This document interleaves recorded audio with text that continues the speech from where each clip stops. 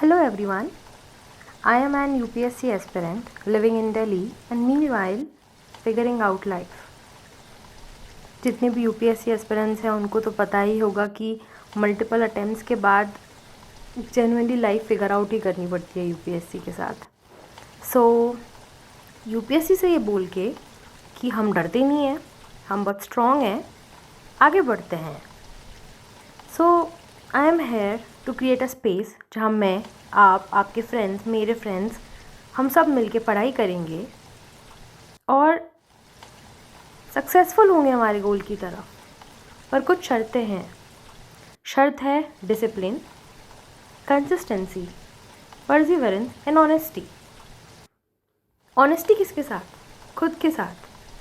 कि अगर आपको पता है कि आप पढ़ाई नहीं कर रहे हैं तो आपको रियलाइज़ होना चाहिए कि आप पढ़ाई क्यों नहीं कर रहे हैं.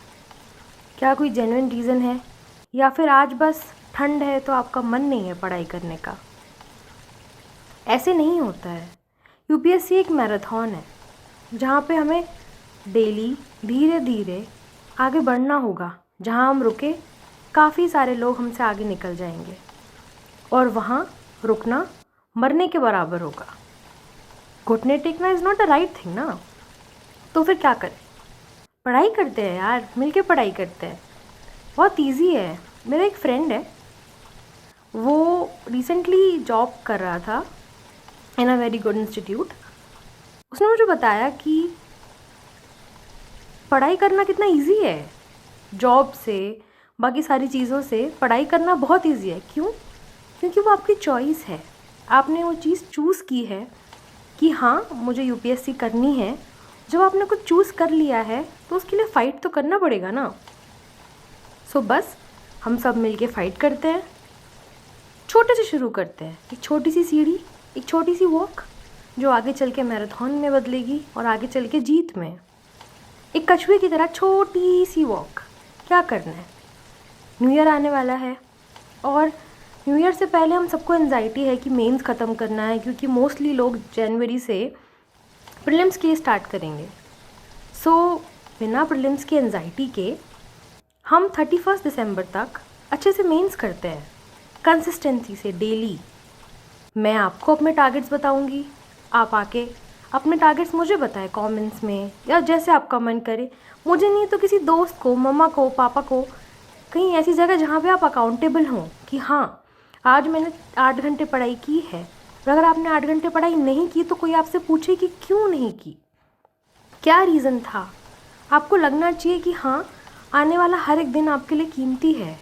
ऑफ कोर्स बैड डेज़ आते हैं. इन 40 डेज़ में से शायद आप सिर्फ 35 डेज़ ही अच्छे से पढ़ाई कर पाए, पर वो 35 डेज़ आपके लिए एक माइलस्टोन होगा आगे बढ़ने का, कुछ करने का.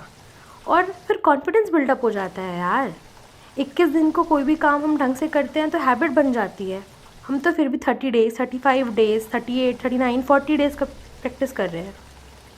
सब हो जाएगा. साथ में करते हैं. काउंसिल ऑफ मिनिस्टर्स की तरह दिस वीमेन सिंग टुगेदर. वैसे आई नो ये थोड़ा सा UPSC लेवल जोक हो गया, पर ऑफ कोर्स हम सब एक कम्युनिटी का पार्ट है. सब हो जाएगा. अच्छे से पढ़ाई करते हैं और इस चैलेंज का पार्ट बनते हैं.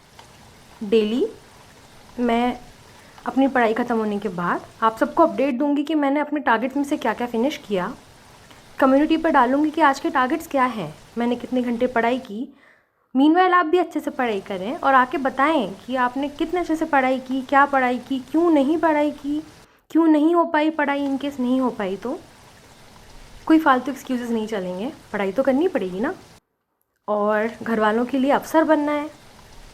घर वाले बोलेंगे कि भाई कलेक्टर साहब आ गए हैं. ये जो फीलिंग है ना, ये बहुत अच्छी है. क्यों? क्योंकि जब आप इस फील्ड में जब आप इस फील्ड में आते हैं ना तो इनिशियली आप अपना सपना लेके आते हैं, पर वो सपना धीरे धीरे आपकी फैमिली का सपना, आपकी मम्मा का सपना, आपके पापा के सपने में तब्दील हो जाता है. क्योंकि वो उनको लगता है कि हाँ मेरा बेटा, मेरी बेटी डेली मेहनत कर रहा है, ऑफ कोर्स फल मिलेगा, फल मिलेगा. तो प्लीज़ ऑनेस्ट रहिए खुद से, अपने पेरेंट्स से, अपनी फैमिली से. उनकी जो आशाएं हैं आपसे, प्लीज़ उन्हें फुलफ़िल कीजिए और पढ़ाई कीजिए. एक छोटा सा स्टेप है, 40 डेज़ पढ़ाई हो जाएगी यार, इतनी बड़ी चीज़ नहीं है जेन्युइनली। और डिप्रेस नहीं होना है यार, मेरे भी 3 अटेम्प्ट में एक भी प्रीलिम्स नहीं निकले हैं, और मैं ये बहुत प्राउडली कहती हूँ कि हाँ यार, शायद जितने अच्छे से पढ़ाई करनी चाहिए थी उतने अच्छे से नहीं की। प्राउडली की, क्योंकि मैं ये चीज़ एक्नॉलेज कर रही हूँ कि हाँ, नहीं हुई उतने अच्छे से पढ़ाई। तो अब आप भी एक्नॉलेज कीजिए, बैठिए और अपना 100% लगाइए। ऐसा ना हो कि आपकी लेज़ीनेस, आपकी एक्सक्यूज़ेस, छोटे छोटे एक्सक्यूज़ेस लाइफ टाइम के रिग्रेट में कन्वर्ट हो जाएं। So please do your best, all the best. Radha Rani आप सबको खुश रखे। और हाँ, डिप्रेस नहीं होना है। इनकेस पढ़ाई नहीं होती है तो अगले दिन पढ़ाई करनी है, पर करनी है। Okay, bye, have a nice day.